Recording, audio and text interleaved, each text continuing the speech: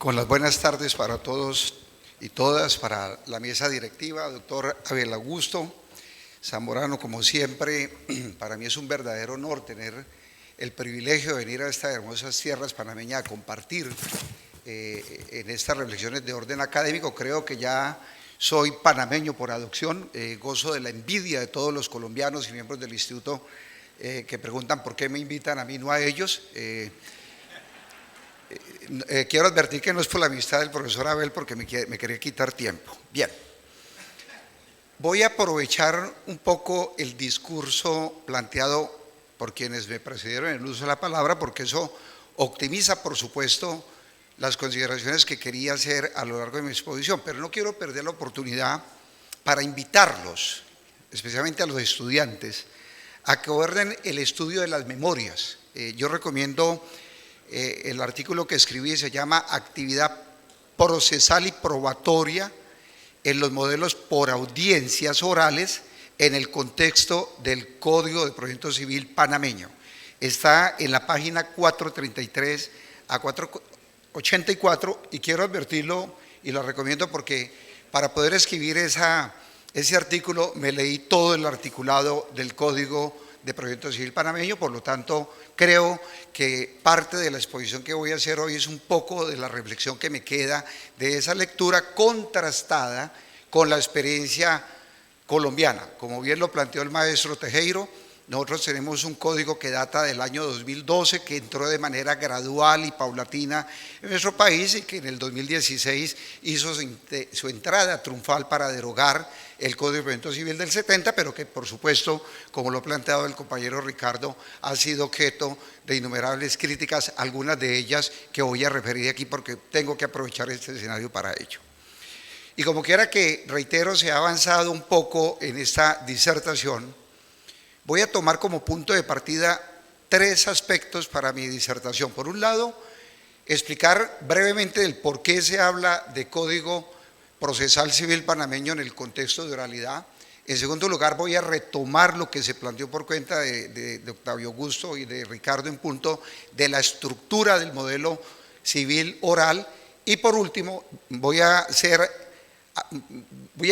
trazar una verdadera aventura, que es hacer una trazabilidad de los 8 medios de prueba que están regulados en el código para resaltar los aspectos más importantes de la reforma. Entonces, comencemos en punto de esta primera postura, tendencias contemporáneas del derecho procesal. Yo creo que analizando el discurso del doctor Agapito al mediodía versus lo que se ha planteado a lo largo de estas exposiciones, podríamos advertir que estas serían las 4 estrategias que propician una reforma de esta naturaleza y que por supuesto constituye el reto más importante de la judicatura panameña. La primera se traduce en la unificación de procedimientos. El gran problema de los procesos civiles es la multiplicidad de procesos que hay, tantos asuntos de naturaleza civil se presentan. En Colombia, cuando hacíamos un barrido de los procesos, eran aproximadamente 48. Y yo siempre lo reiteraba, eso realmente servía, era para poner en calzas prietas a los estudiantes en los procesos de evaluación. Esa unificación de procedimientos es una tendencia que viene del derecho anglosajón, donde todos conocemos que la estructura procesal es una sola, sin importar la naturaleza del debate. Pues bien, esa unificación de procedimientos, estimados colegas, se ve reflejada en lo que plantea el código como la estructura del proceso tipo oral o proceso tipo verbal, que se escinde en 2 modalidades de acuerdo a la estructura, que es el tradicional u ordinario versus el sumario, que van a encontrar como luego lo indicaré en esta exposición. La segunda tendencia, y aquí se ha hablado también de ella, es la inserción de la oralidad en la estructura del proceso. El artículo primero, que constituye sin duda el faro que orienta toda la estructura procesal contenida en esta normativa, la Ley 402 del 2023, en el artículo 11 incorpora la oralidad como un principio rector, que en esto la Corte Constitucional colombiana avanzó de manera significativa cuando le dio el carácter de principio con estructura de regla a la oralidad, y que se traduce básicamente en, como aquí quedó expresado, comunicar las ideas a través del uso de la palabra hablada para prescindir en lo posible de lo escritural. Pero también aquí hay que advertirlo, porque así lo señaló la Corte Constitucional colombiana. La oralidad no es la panacea para resolver el problema de la congestión judicial. Esto debe venir acompañado de otras estrategias, como por ejemplo la desjudicialización del conflicto, que el Código le apunta, entre otros, a la incorporación de modelos de justicia alternativa o comunitaria, como por ejemplo los mecanismos alternativos de solución de conflictos. La tercera estrategia, también referida en la oportunidad anterior, tiene que ver con la incorporación de las tecnologías de la información y las comunicaciones. Y en esto el Código le apunta en un prolífero articulado desde el 172 al 194 al desarrollo sistemático y pormenorizado de una realidad que precipitó la llegada de pandemia en el mundo. El aislamiento preventivo obligó que tuviésemos que echar mano de las herramientas, de los modelos virtuales, de todos los dispositivos electrónicos para lograr esa interacción, y esa herencia, si se quiere llamarse en esos términos, sin duda está recogida a partir de la noción de documento electrónico, prueba electrónica, prueba digital, como lo quieran ustedes llamar, donde sin duda el uso de las plataformas y tecnologías de la información son de vital importancia para ese propósito. Y la cuarta estrategia sin duda tiene que ver con el concepto de duración razonable del proceso, que creo yo es la apuesta más valiosa de esta reforma.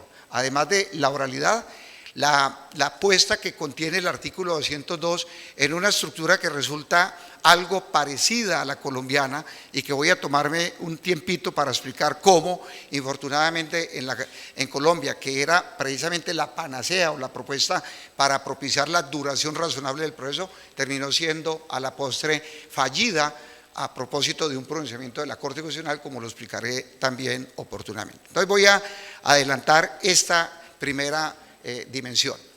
Reformas procesales para insertar la oralidad. Ustedes ya vienen con la ley 63 del 2007, el sistema acusatorio, con todas y las dificultades que ha significado su implementación, está ahí, al servicio de la comunidad. Y por supuesto, el reto al que le apostó el sistema judicial, la incorporación de la ley 402 de 2023, ley que por cierto por la experiencia colombiana debe ser objeto de estudio ya, desde ya, tanto en las universidades como en los foros, como en la academia. Por eso yo felicito al instituto que le haya apostado a insertar en esta tarde un análisis de lo que puede ser esto. ¿Por qué? Porque no debe pasar lo que pasó en Colombia, donde la gente siempre abrigó la esperanza que esa ley se iba a caer. Y resulta que no se cayó, entonces cogió a las personas sin la adecuada, digo yo, capacitación o preparación para esa nueva realidad que nos traería la ley 1564 de 2012. Así las cosas, pues uno, tomando un poco las reflexiones del maestro Octavio Augusto y de Ricardo, uno podría revisar que la estructura del proceso civil panameño está permeada por 7 principios rectores. Yo me he tomado la molestia de incorporarlos aquí en esta presentación, que la voy a entregar para que sea compartida con los aquí asistentes, porque facilita un poco la comprensión de lo que son los 7 principios integradores de los modelos por audiencias. Me refiero, entre otros, al principio de la legalidad, en el artículo primero, numeral 9, que trae también un ingrediente que es de vital importancia, porque inserta de una vez por todas lo que en sistema jurídico colombiano se denomina la regla constitucional de exclusión de prueba ilícita, tema que referiré al final. En segundo lugar, el principio de la oralidad, incorporado en el numeral 12 de esa misma disposición. El principio de la concentración, que se soporta sin duda en la optimización de los tiempos del proceso. Y eso es el escenario ideal para ello, es precisamente el modelo por audiencias. En cuarto lugar, el principio de la inmediación, que se traduce, entre otras cosas, en que las audiencias deben ser presididas por el juez, y eso es razonable en la medida que es él el que tiene que tomar la decisión, y no se puede delegar como tradicionalmente se hacía en los modelos escriturales, donde se le delegaba a una persona la realización y ejecución de actos probatorios y el juez simplemente al final entraba a revisar lo que proyectaba esta persona. Esta inmediación rompe ese paradigma, que por cierto fue equivocado, y que invita entonces al operador judicial para que se apersone en el rol que le corresponde en el marco jurisdiccional de la Administración de Justicia.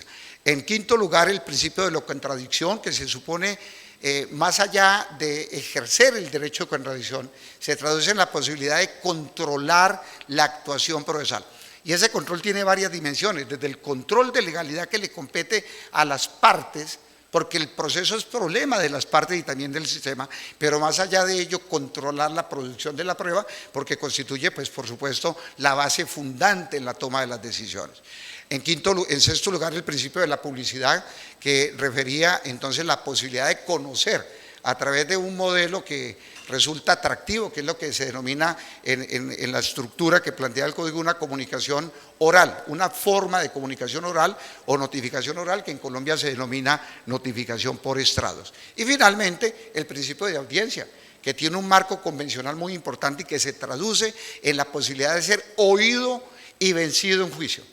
Esto debe ser categórico para afirmar que en los modelos escriturales también se oye y por supuesto se puede ejercer el derecho a contradicción, pero lo hemos reiterado hasta la saciedad, no es lo mismo exponer una idea a través del uso de la palabra hablada, donde la fuerza de las palabras convencen a través de los movimientos corporales del orador, versus convencer a través de un modelo escritural, porque como lo hemos venido reiterando, la comunicación escritural opera en un solo sentido. La comunicación oral es bidireccional entre quien habla y el que por supuesto recibe la información. Además acompañado de algo que es muy importante, y es que si yo no entiendo, pues pido claridad en los modelos por audiencias orales. Bien, llevado al plano de la estructura del proceso, pues vienen acompañadas por un sinnúmero de reglas del procedimiento que trae el código, pero yo me voy a referir básicamente a dos, porque son las que marcan la nueva realidad procesal del modelo panameño. Por un lado, el uso de las tecnologías de la información y las comunicaciones, que reitero, es vanguardista en todo el sentido de la palabra, pero por otro lado, la incorporación del concepto de duración razonable del proceso a través de audiencias y diligencias reguladas en una estructura procesal que nos plantea a continuación este modelo. Documento electrónico. ¿Y qué es un documento electrónico? Pues básicamente el que tiene soporte en medios ópticos o similares, como se ha planteado desde la misma ley modelo de comercio electrónico de la UNCITRAL, pero más allá de ello, cuando uno revisa la normativa panameña, encuentra un desarrollo muy interesante del modelo, y quiero detenerme un poco en esto que plantea el artículo 172, porque es un debate que se planteó en Colombia. Voy a leer la parte final del enunciado. Dicen: las herramientas previstas por la inteligencia artificial no reemplazarán el razonamiento humano del juez o magistrado. Esto es bien importante porque Colombia, este artículo lo escribí en junio, en Colombia hace 3 días exactamente, el 2 de agosto, la Corte Constitucional en la sentencia T323 del 2024, los invito a que la bajen en motores de búsqueda, tuvo la oportunidad de pronunciarse respecto al uso de tecnología de inteligencia artificial en decisiones judiciales, a propósito de un fallo judicial donde el juez se apalancó en el chat GPT para estructurar la sentencia.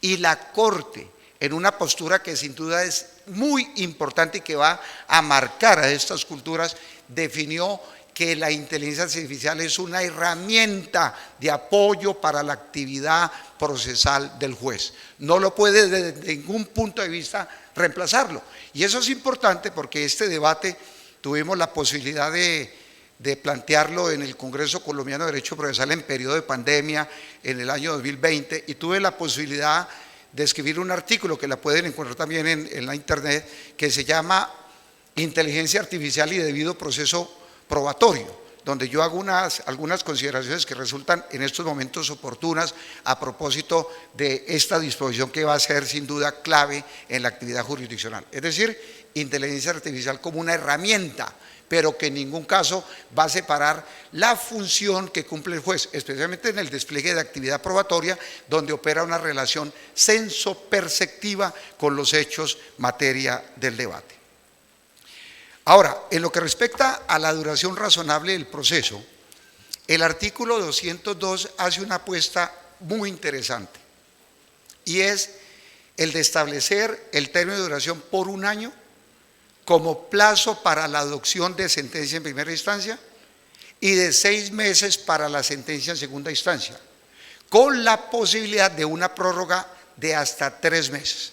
Esta disposición, sin duda, reitero, es la apuesta más importante y fue la que hicimos en Colombia con el artículo 121 de la ley 1564 y se establecieron básicamente 2 consecuencias procesales muy importantes que buscaban garantizar la efectividad de ese término, de ese plazo. La primera, la pérdida automática de competencia.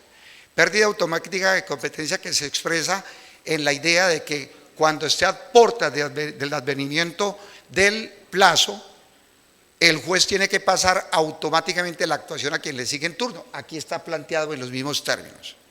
Y en segundo lugar, que era una sanción mucho más radical, era básicamente la nulidad de pleno derecho de lo actuado.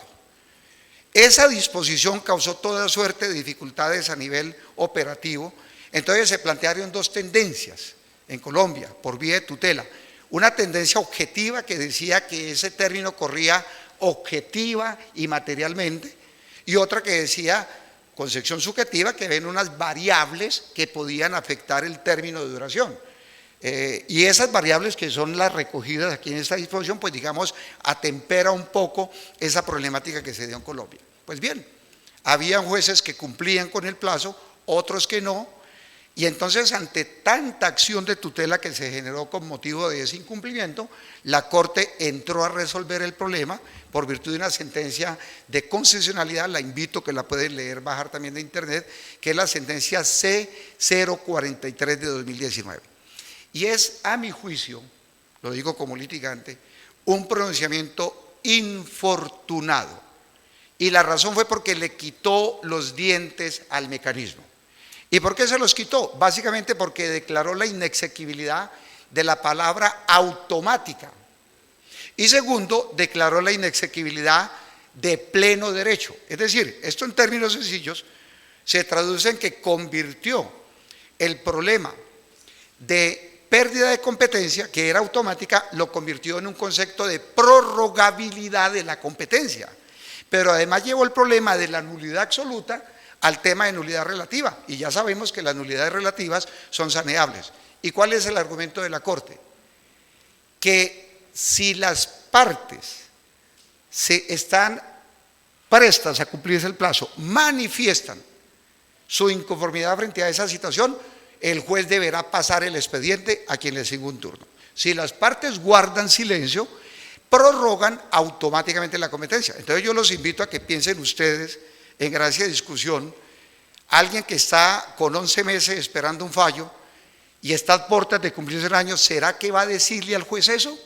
Yo creo que difícilmente lo va a hacer, porque de aquí a que lo remita al que le sigue en turno, el otro aboque conocimiento y tenga que apropiar la información para entrar seguramente a proferir fallo, seguramente nadie, y no lo están haciendo realmente, por lo tanto esa disposición quedó sin piso jurídico. Aquí es muy importante que la tengan ustedes en cuenta, porque la experiencia demostró que sí estaban haciendo bien la tarea.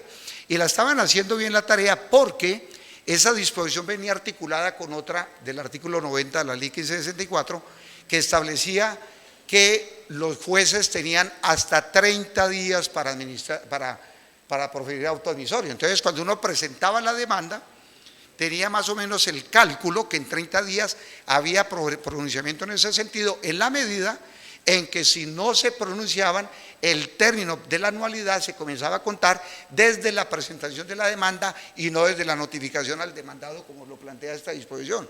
Pero ¿qué pasó? Como se quedó sin piso jurídico el 121, ahora la admisibilidad de la demanda está tardando en Colombia hasta 5, 6 y hasta 7 meses. Y eso, por supuesto, es todo un desastre realmente, es todo un desastre.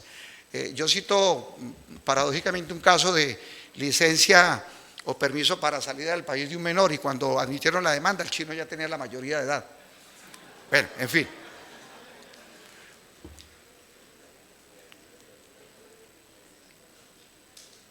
El otro aspecto tiene que ver con la estructura del proceso. Yo simplemente eso lo traigo para efectos meramente académicos, porque el proceso civil oral panameño se asimila, como lo dijeron muy bien mis antecesores, a la propuesta contenida en la ley 1564, es decir, una etapa introductoria o de integración del contradictorio que es eminentemente escritural, que se justifica en la medida en que la escritura permite la fijación de mejor manera de los hechos, y donde hay una disposición muy interesante que tiene que ver con la actividad probatoria, y anoche lo refería en la interacción que tuve con el profesor Abel, y es que el principio de oportunidad probatoria, que tradicionalmente materializa con la demanda y la contestación de la demanda, goza de un criterio de flexibilidad en la propuesta que tienen ustedes en la ley, y es que permiten que la parte actora allegue pruebas faltando 10 días previos a la audiencia preliminar, y la parte demandada 5 días antelares. Y me parece que es oportuno porque puede ser en la práctica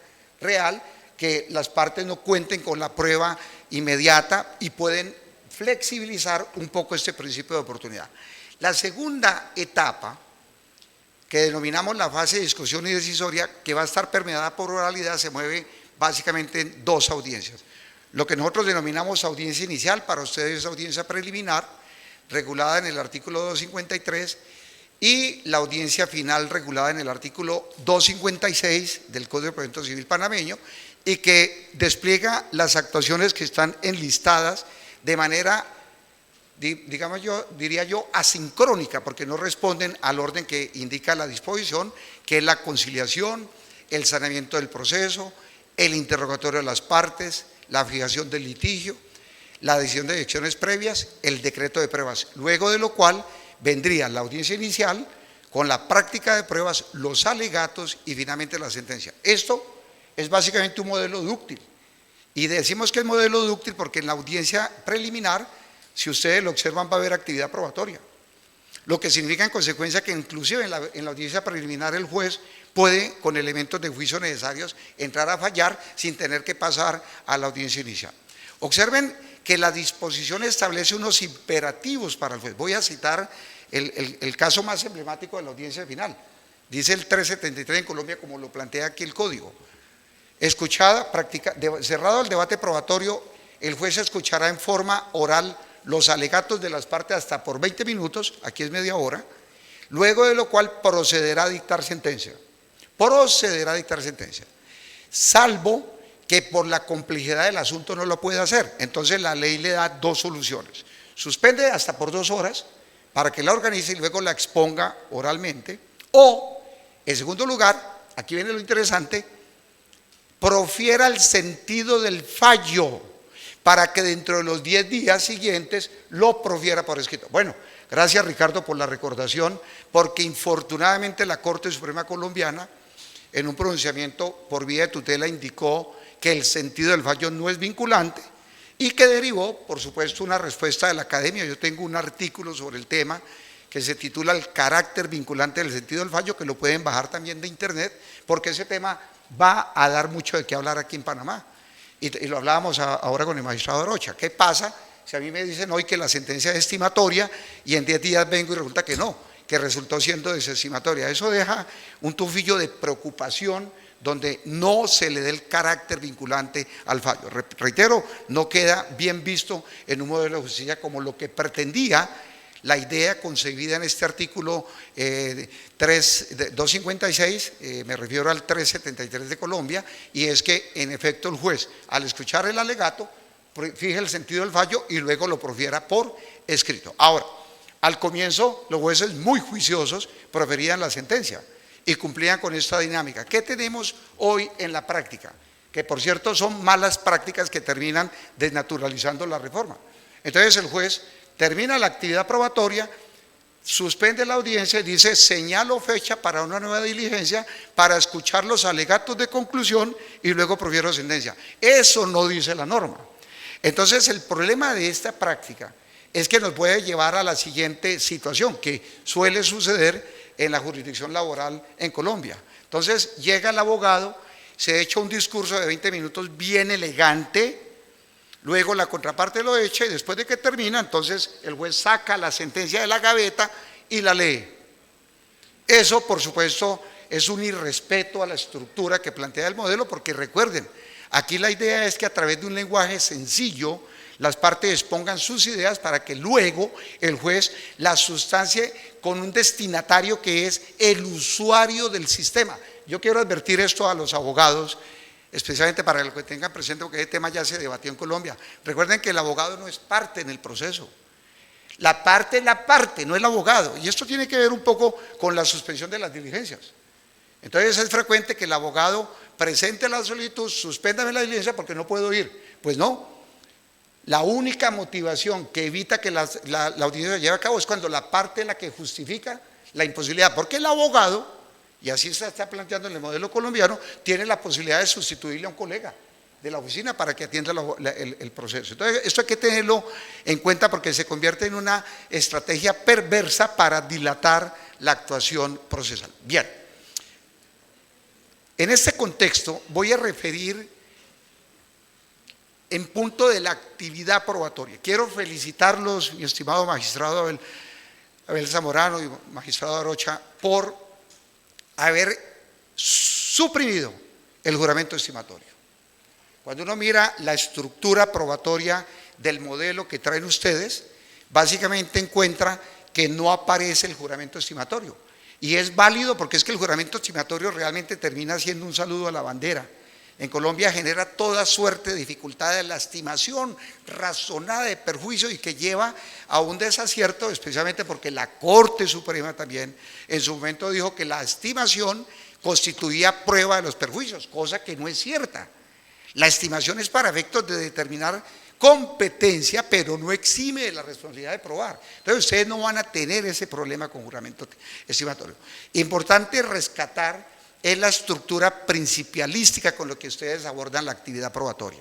Voy a citar, entre otros, a partir de estos principios especiales o principios rectores de la actividad probatoria, los siguientes: carga de la prueba, artículo 409, incorporan la carga dinámica de la prueba que se traduce en la obligatoriedad que tiene de probar el que está en mejores condiciones para hacerlo. Eso es una tendencia contemporánea del derecho probatorio.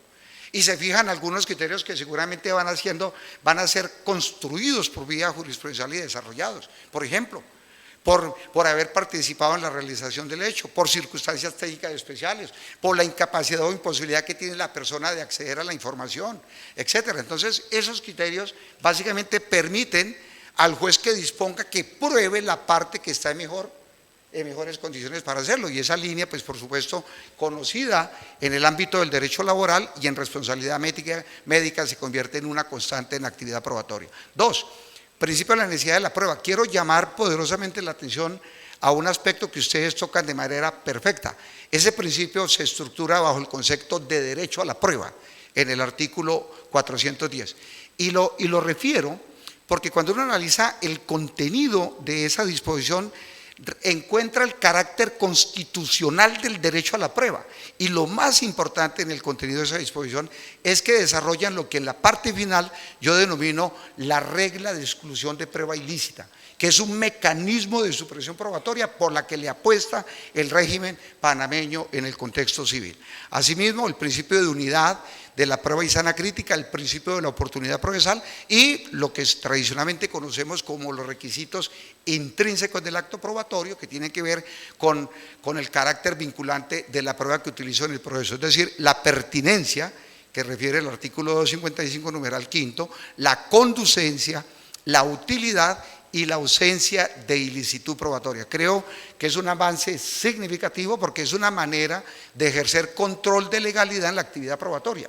Acuérdense lo que planteaba el magistrado Zamorano, el magistrado Octavio Augusto, cuando indicaba que si por una adecuada fijación del litigio yo adelgazo el proceso desde el punto de vista de actividad probatoria, pues el control de legalidad resulta más fácil tanto para el juez como las partes. Ahora, en lo que respecta a los medios de prueba en particular, y siendo consecuente con el tiempo porque me quedan todavía 20 minutos, 5 minutos, voy a transversalizar las reformas más importantes. Primero, y en el orden en que aparece en el código, prueba documental. Miren, interesante la apuesta que ustedes les hacen al documento, artículo 458, 483.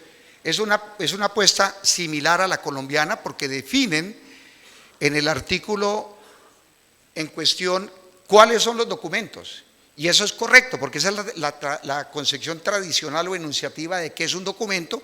Incorporan el concepto de mensaje de datos, pero creo que cometieron, me parece a mí, o perdieron la oportunidad de superar de una vez por todas esa desconfianza que despiertan los documentos privados. ¿Y por qué? Porque conservan esta disposición, la del 472, cuando establece las condiciones en que un documento privado se presume auténtico.